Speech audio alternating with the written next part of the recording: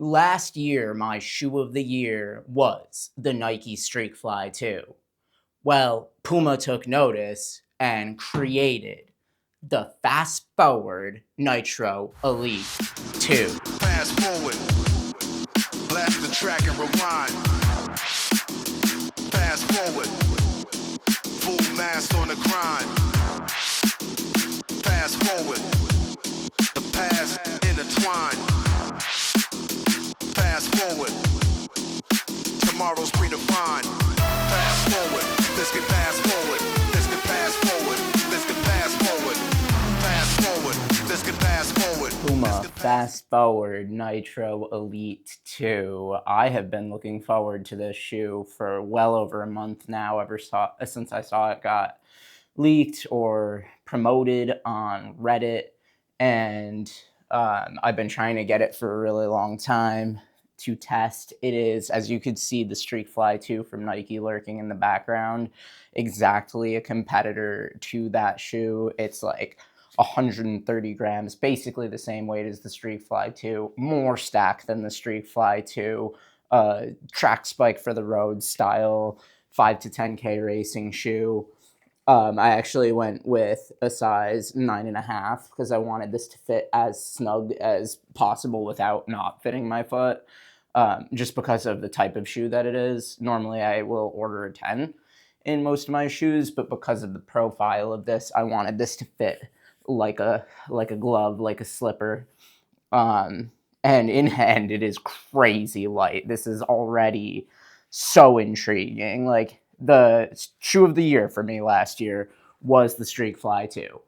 So when there's another shoe that is so uncompromising and so light, I am going to test it. I'm going to take notice. This is my favorite category of shoe, other than like theoretically hyper shoes would also be probably one of my favorite categories, just because the uncompromising nature towards accomplishing the fastest and best technology in a running shoe is sort of why we do it, right? We go for interesting and unique ride experiences because not every shoe could be the fastest in the world, but what do we want more than anything as runners? To increase our top end performance for whatever distance that we're running in.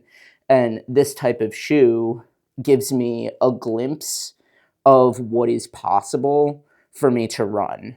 And so when I saw the FastFWD Nitro Elite 2 as an option, and that Puma was going for that 5 to 10K racing market, I knew instantly that it was going to be an exciting shoe to try. So hopefully it could live up to my own internalized hype.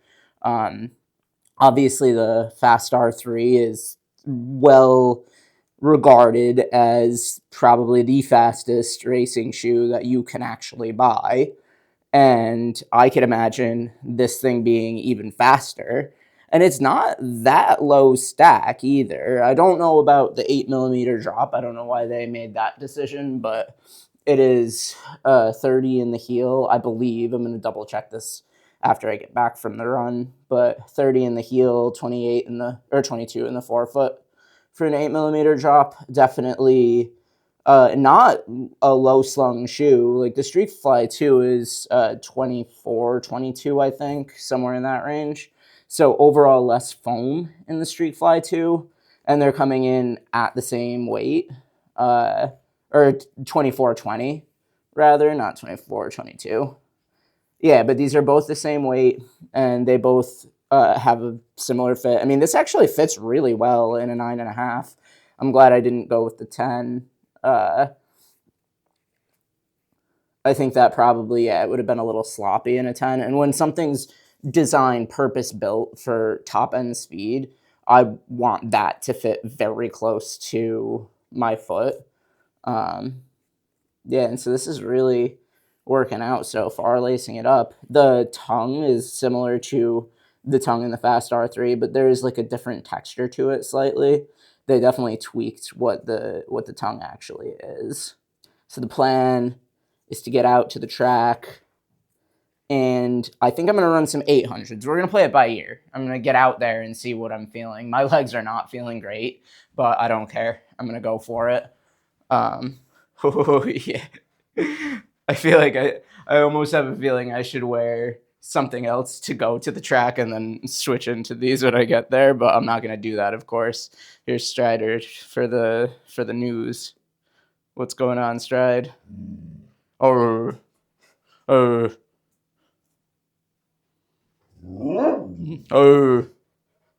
Yes, you're big. It's my buddies.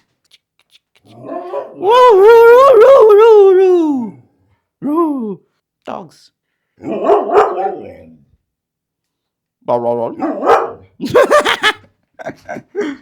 you guys want to go outside?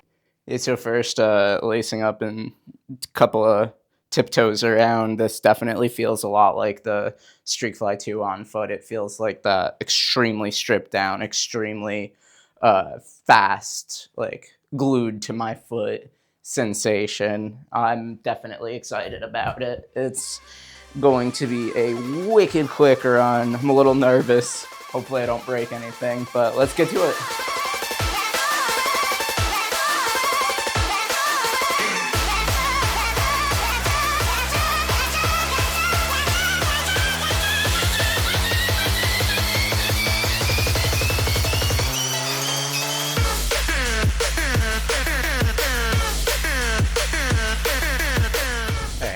Here at the track.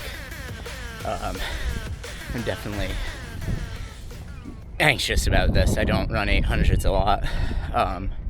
This is feeling good already. I've had a few nice little strides. They're fast. I mean, this is what they're built for. They're also protective. It feels like perhaps the foam is a little denser than what's in the Streakfly, and that equates to more protection on a road. So like the run over here felt like it's low. I mean, I'm not going to tell you it's not low, but it felt a little bit more like a normal shoe versus the Streakfly. Definitely have company on the track today, so I'm going to be trying to be a little bit more respectful with filming, but I'm going to get at least a few of the reps on camera.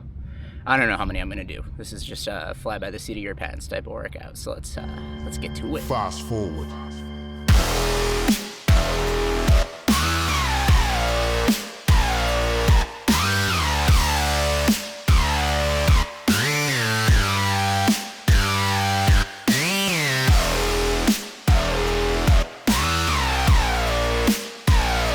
Easily right now, I just got 1.5 reps. I might actually switch to 400s because these are feeling better at the top end speed. And also I was just getting some pretty aggressive hot spots. So I'm gonna try switching it up to 400s and go again and see where we're at. And I might switch to like some road sustained effort because that was feeling extremely hard, but it's not as hot as yesterday. It's more humid, but not quite as hot. And there's a nice breeze, so let's get it.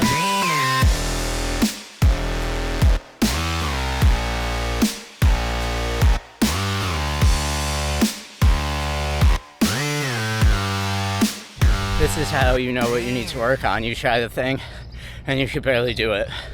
This is what I need to work on is speed. 400s, 800s. Those are the pain points right now. This is feeling awful. Like truly rasping and gasping for air. I think I ironed out some of the hot spots that I was getting initially in these though, so that's really good. They feel very, very dagger sharp. It's just like the Streakfly. I mean, it's really a direct competitor. The rocker is really pronounced when you get up to speed, like when you're doing 400s, 800s. I didn't really notice it on the way out here, but once you're in the rep, it's almost too much of a rocker, but it's pretty fire. Let's keep going. My calves started to cramp on the last one there, so I'm gonna go get some water and figure out what I'm gonna do next. So before I get played out by the wind, this was some of the fastest running that I've ever done. and it didn't feel good. It felt terrible, in fact. But these shoes are fast. No surprise there, of course. I really think that I need to compare these to the Streakfly 2 head to head, because it's really close between the two. Obviously there's some recency bias. I'm running in this right now, and I can feel how direct the foam is. It's a lot like the foam in the Deviate Elite and in the Fast R. It's probably the same compound. And the Streakfly is a softer, more explosive Puma. So it's really, I just have to test them back to back. I ran a 6:36 mile after my calves started to cramp. I had to stop with the speed, my calves were cramping. So I barely did anything, but I couldn't continue. And then, yeah, the 6:36 mile felt like 7:30 pace. It was pretty nuts. So, shows you how much you could gain with speed. Fast forward, this can fast forward, this can fast forward, this can fast forward, fast forward, this can fast forward, this can fast forward, this can fast forward.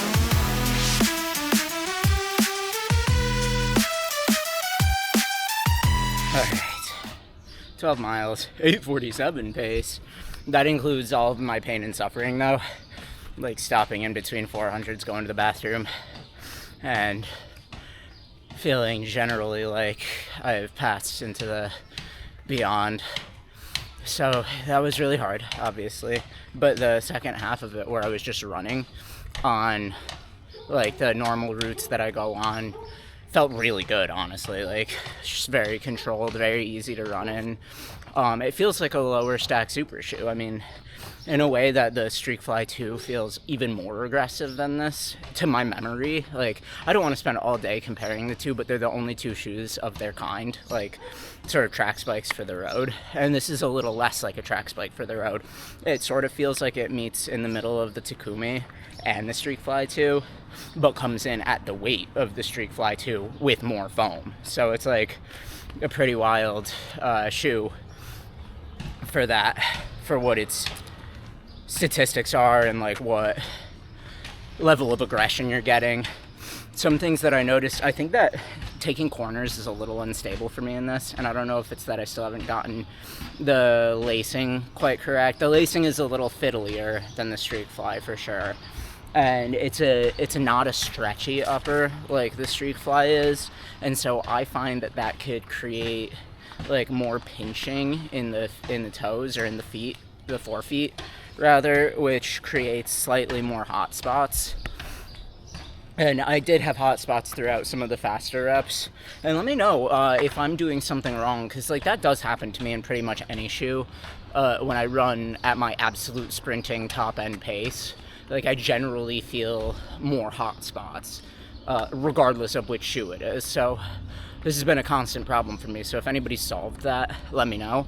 The way that I've solved it for the Takumi Sen is lacing it really loosely. And that's fine for the Takumi because it has such a wide base.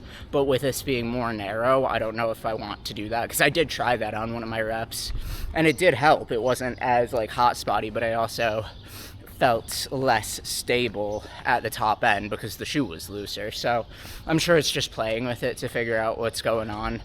But yeah, at the very top end, like I'm talking my fastest, maybe my fastest 400 ever. We'll see when I get inside. My watch isn't just going to tell me. But, well, yeah, I'll check that. But for that, you know, level of speed, whether or not it was my fastest ever, when I was doing 400s, it felt just incredible. Like, I don't know if I've ever run in anything faster. And maybe the Streakfly 2 is faster. It's really just about, you know, giving it a go. And also, I probably should bring the Dragonfly and the Takumi. Why not do a whole speed shoe party, like 5K, 10K shoe party? But the Dragonfly 2 has spikes in it, so it's very stable and very grippy. But yeah, for the road shoes, for the fastest road shoes I've ever run in, this is for sure at least the top two. So I'm really stoked about this shoe. My God, my legs hurt. Like towards the end of that, I felt like it was on the last legs of a marathon, just like 24 miles deep in a marathon. That's what my legs felt like. So it was a brutal workout. And I even like bailed out really hard. Like I only did a few 400s, probably 4 or 5, and one 800. So that's the type of agony that I'm in right now. Oh man, but I feel good. That felt really good. I feel happy. I feel calm and grateful that I have the means and the opportunity to run in some of the best shoes ever made in all of existence. It's a good time to be a runner. And with that, back to the studio. Darkest, darkest!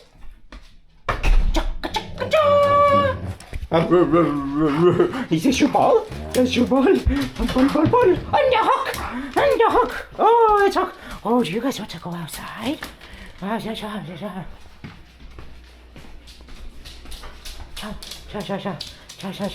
And where's Hook?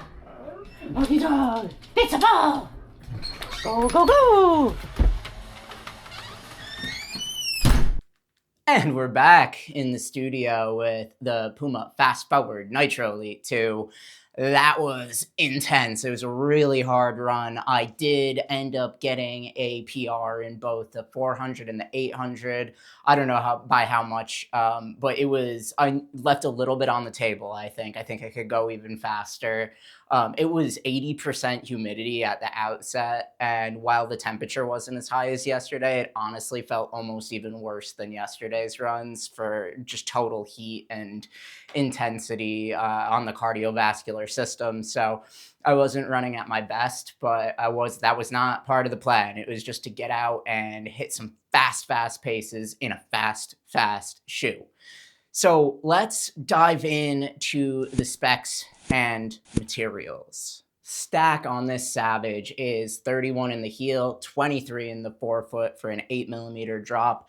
Now I have some feelings about that. I don't really think it needs to be 8mm of drop. So either slicing some foam off the heel or bringing the forefoot up and lowering the heel a little bit. Some different configuration of drop I think would be a benefit to not just this shoe, but anything that's a speed trainer or something that's intended to go really fast. I think we really need to be getting flatter and understanding that heel height is superfluous for when you're sprinting, which is what this is for, or 5 to 10K racing. But frankly, it wasn't exactly noticeable that it was an 8mm drop. That's more just my philosophical leanings generally on shoes.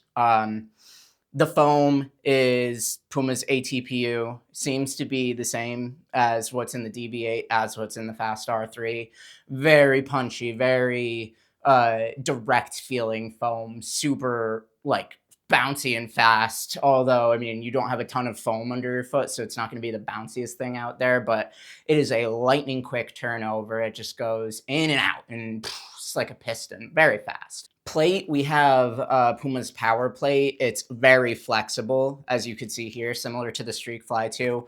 I'm sure that has something to do with top end sprinting. You need a little bit more flexion in your foot to be able to push off appropriately. I'm not really sure, but that seems to be the ethos, the design brief for these extremely fast 5 to 10K racers. And I, for one, am here for it. The weight is round about 130 grams. I didn't weigh it until I got back from the run, and I had sweat into it a bunch, so it's sitting a little bit above 130 grams. So I think once the sweat evaporates, it'll be about 130 grams in a size 9.5. I did go with a size 9.5 for this, where I am generally between sizes. And we'll talk about that in the fit. The upper is similar to the Fast R3. It's an ultra weave upper. It's very plasticky, but it's razor thin, which is what's contributing to the lightweight here. Super nice, very no nonsense, no frills, not comfortable upper, but obviously it shouldn't be. I had no discomfort from it, so I like the upper.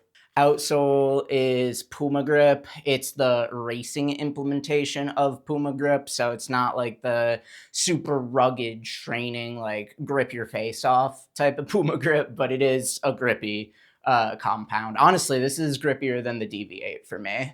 The tongue is not gusseted, which I like to see, and it stayed in place, which I also like to see.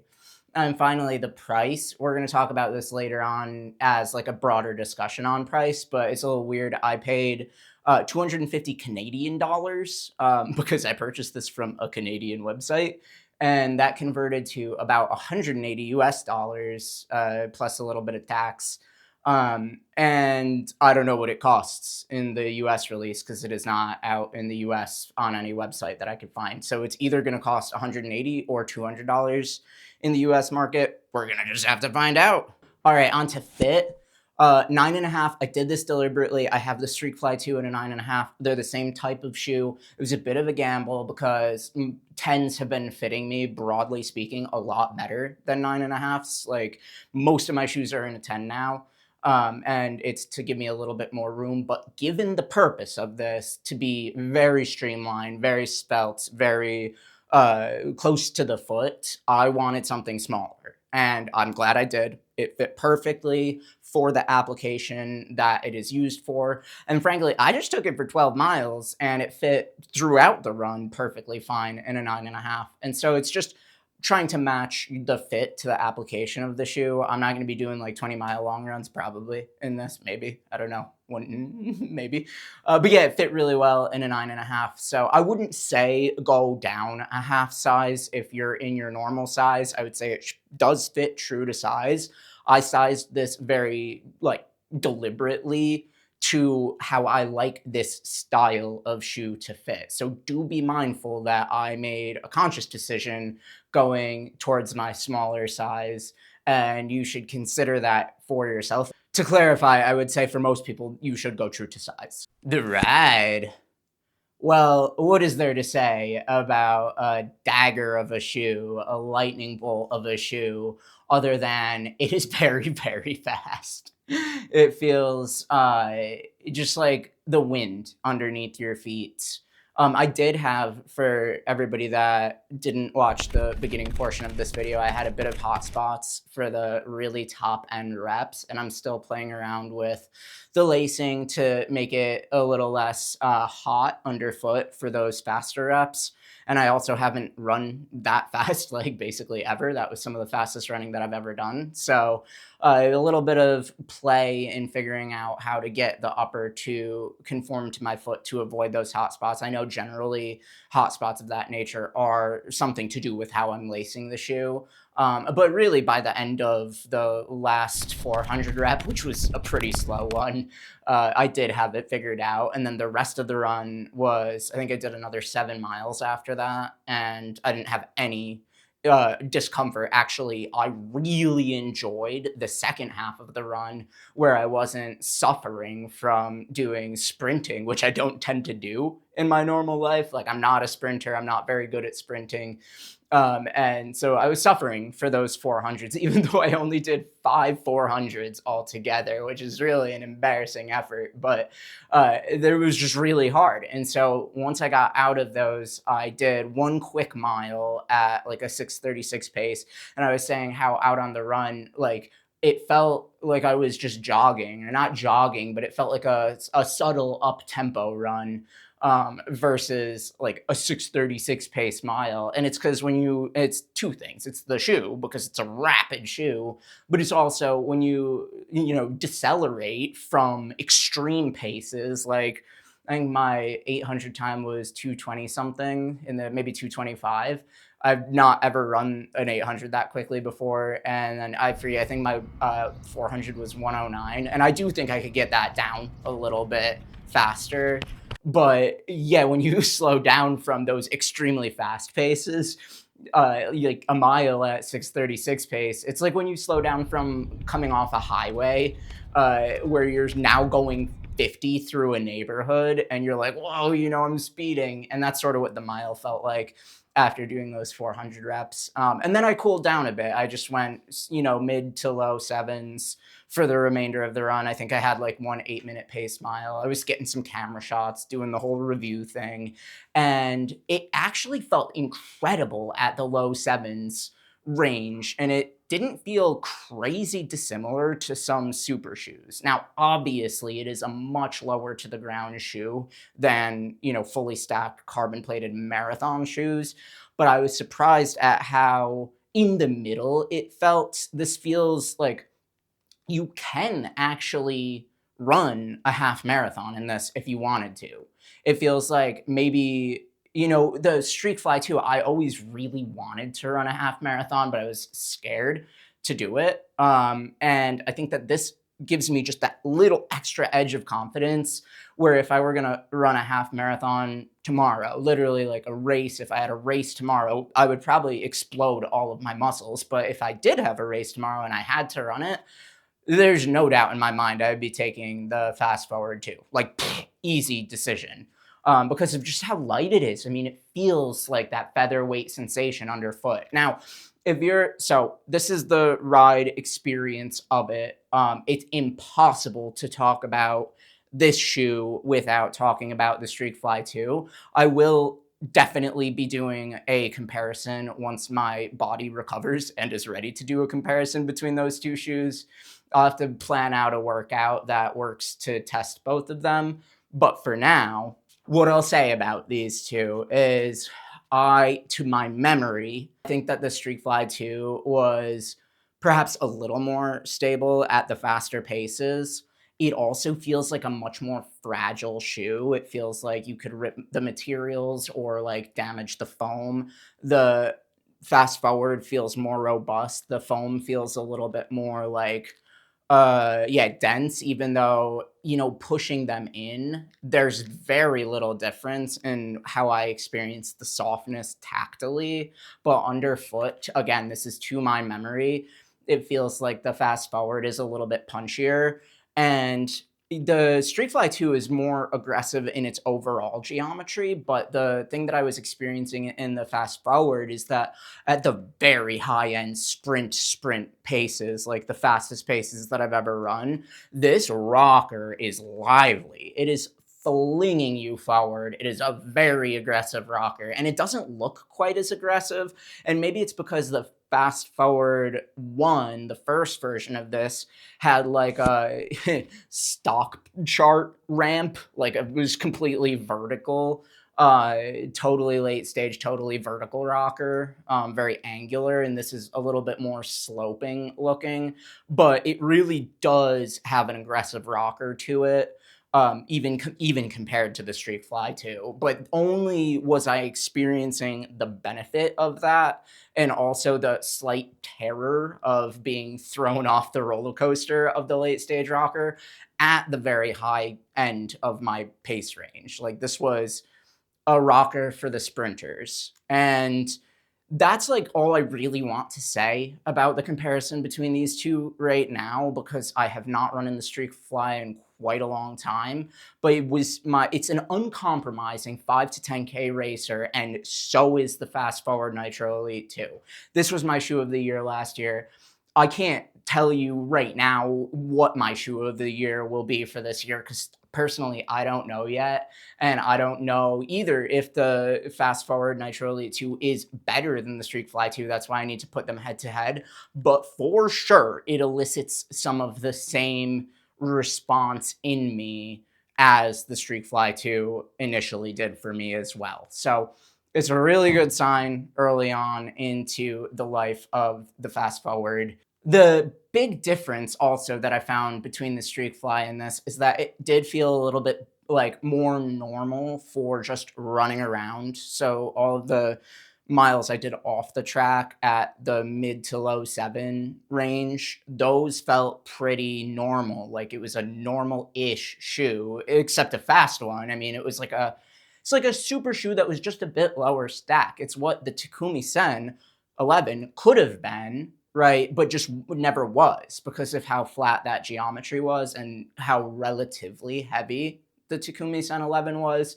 And don't get me wrong, I really enjoyed the Takumi Sen 11, but it's almost like the FastFWD Nitro Elite 2 is sitting directly between the Takumi Sen 11 and the Streakfly 2. And I'm just over the moon with this. I think I can train in this. I don't even think it's impossible to do like a long run in this. Now, it's not the right shoe for a long run, obviously. It's a 5 to 10K racer. But I think that this could, for more people, extend further into the longer mileage than the Streakfly 2. Maybe not reaching quite as far into the higher mileage as the Takumi Sen 11. So that's my initial impression here. Let's discuss the price really quick. I would say if this is coming in at $180 US, that's a great price. That would be better than the Streakfly, which might have even gotten up to like 195 or 200 by now. It's the last I saw it was 190, but Nike just continues to raise prices on all of their shoes. Even like the Alpha Fly is $305 despite being 100 years old at this point, right? So that's retail. You could of course get the Alpha Fly for cheaper, and I've seen deals occasionally on the Streakfly too, but they're getting up there towards the 200 mark. So if this could come in at 180 US retail, I think that's very fair. That's right where the Takumi Sen 11 was on release. That's where the Streakfly 2 was on release.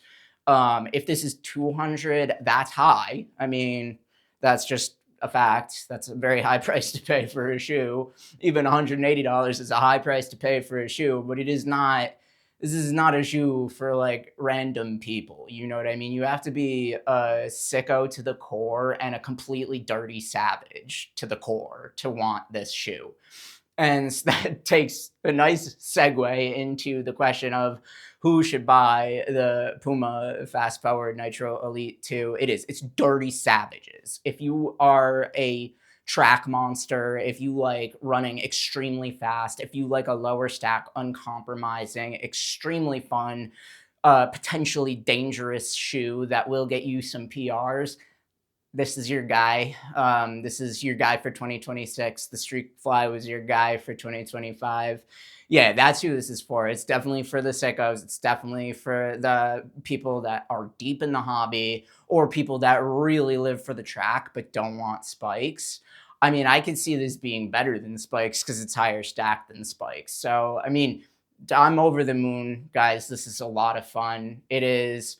Yeah, it's a little bit more unstable than the Streakfly 2. That's the one thing, the one caveat to all of this that I'll say. And potentially the upper is not quite as premium feeling as the Streakfly 2, but I also think that this is built better and will last a lot longer than the Streakfly 2 did, both in the foam department and potentially for the construction of the upper as well, because it's a very plasticky almost feeling. Like this isn't going to rip. That's not going anywhere. It's going to be very, very long lasting upper and midsole. The laces are good. The tongue provides enough padding. All of that is really good. So yes, this is the one for the savages, but it's a really well-built shoe, and I am excited to put it through a full comparison with the Streakfly 2, as well as get many more speed miles on this over the course of the Summer of Speed.